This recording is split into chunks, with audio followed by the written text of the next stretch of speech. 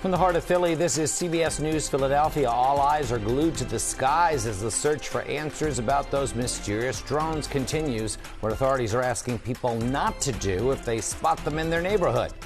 And PECO customers may need to dig a little bit deeper in your wallet to stay warm this winter. We're breaking down a new price hike taking effect in the new year. Morning commute will be foggy and slow. In some areas, visibility is about a mile or less. Kate and Kim are keeping you prepared and protected this Tuesday morning.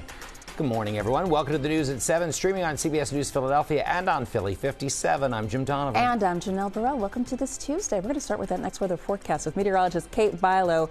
It is a misty, kind of cloudy start, but things looking better for the second half of today. Kate. Good morning. With your next weather forecast, we're looking at improving conditions throughout the course of the day, which is good news. Morning clouds and fog today will give way to sunshine. It's going to be a mild day, too. We're going to head for 60 degrees. Now, the earlier the sun comes out, the warmer it's going to get, and then rain returns late tomorrow. An Arctic blast arrives over the weekend. The official start of winter is on Saturday, and an Arctic blast comes just in time. Sunday will be the coldest day of the season so far. Clouds and radar again showing the system that came through really last night. Most of the rain moving on out, but clouds are still hanging on. There's some locally dense fog in spots this morning, slowing you down a bit on area roadways. And you can see this is going to be clearing out. By noon, I think we start to see the clouds thin out. Clouds move off the coast by about 3:30. And so as you're getting dressed for the day, the grass, everything's still kind of wet. You may want the rain boots, but you don't need the heavy coat as we make a run for 60 degrees and the rain, fog and mist clearing out pretty early.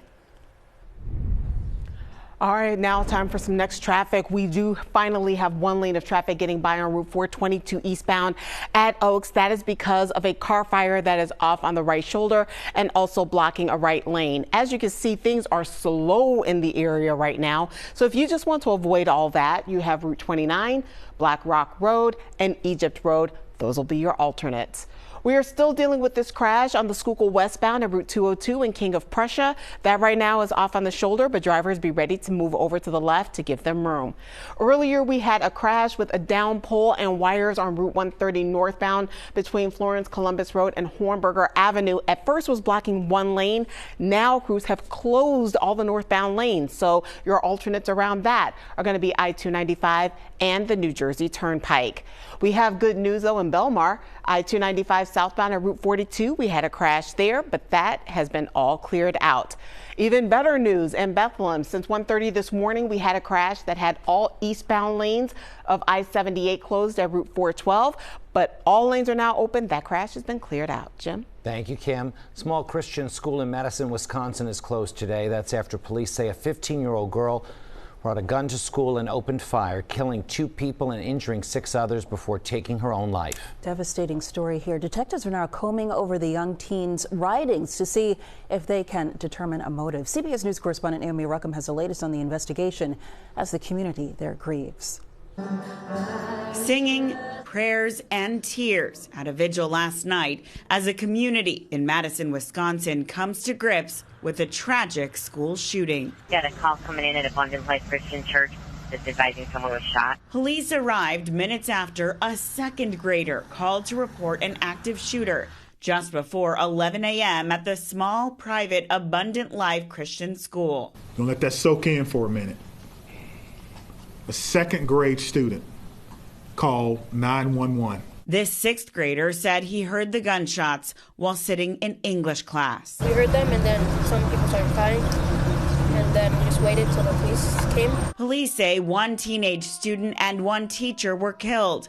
At least 6 other people were wounded. A speaker at last night's vigil said the teacher was a substitute for another educator who had called out sick. Meanwhile, police have identified the shooter as 15-year-old student Natalie Ruppnow, who went by the name Samantha. They say she was pronounced dead on the way to the hospital, adding that a 9mm handgun was recovered from the scene. We're not going to rush the information.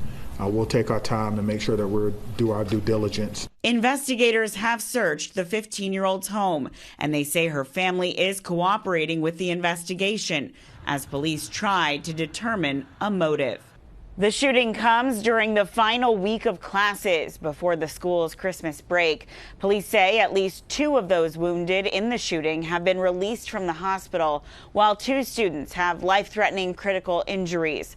The Madison police chief last night said his agency is working with state and federal law enforcement in their investigation, but they are pleading with the public not to believe everything they read online about the shooter or a motive. In New York, Naomi Ruckham, CBS News, Philadelphia. Jim and Janelle, back to you. Thank you, Naomi. A grand jury in New York could indict Luigi Mangione today. He is the Penn grad accused in the murder of UnitedHealthcare's CEO. New York Governor Kathy Hochul says she plans to issue a warrant for extradition to New York from Pennsylvania as soon as Mangione is indicted. Mangione was arrested last Monday in Altoona. Police say they have fingerprints and ballistic evidence linking Mangione to the murder. Here at home, police are looking for a shooter after a man and a woman sitting in a car were shot in northeast Philadelphia. That shooting happening just before 11:30 last night on the 5900 block of Algon Avenue.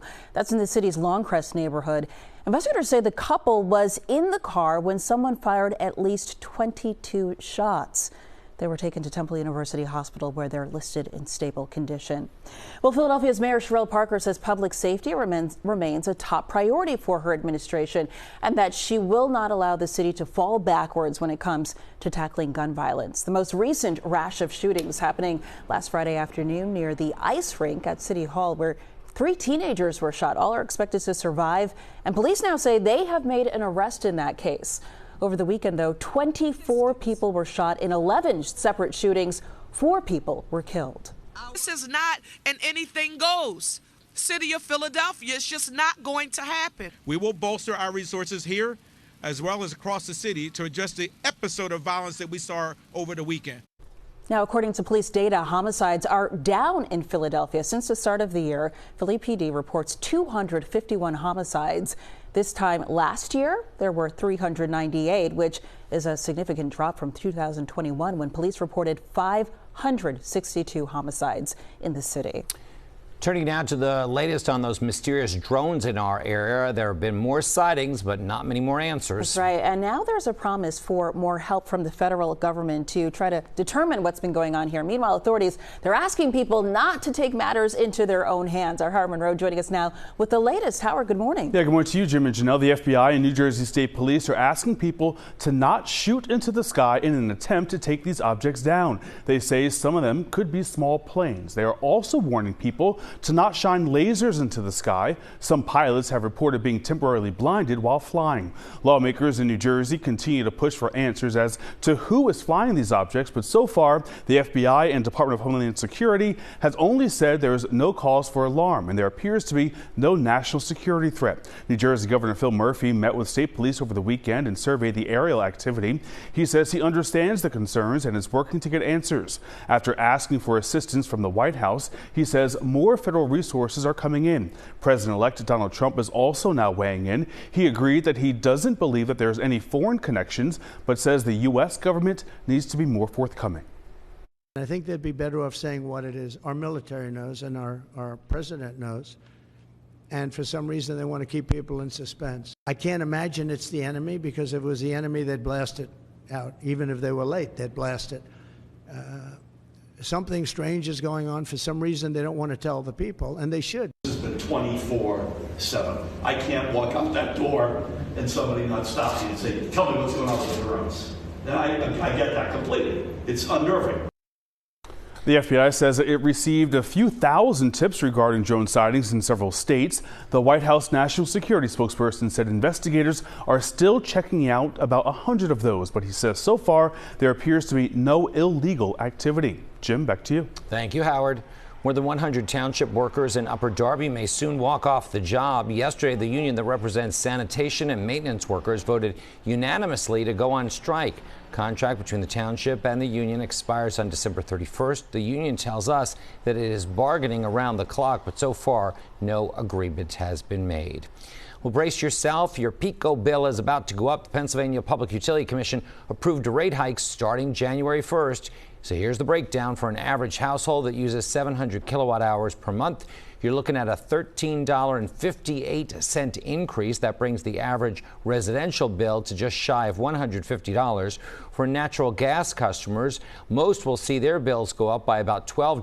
PECO serves 1.7 million electric customers and more than 500,000 natural gas customers.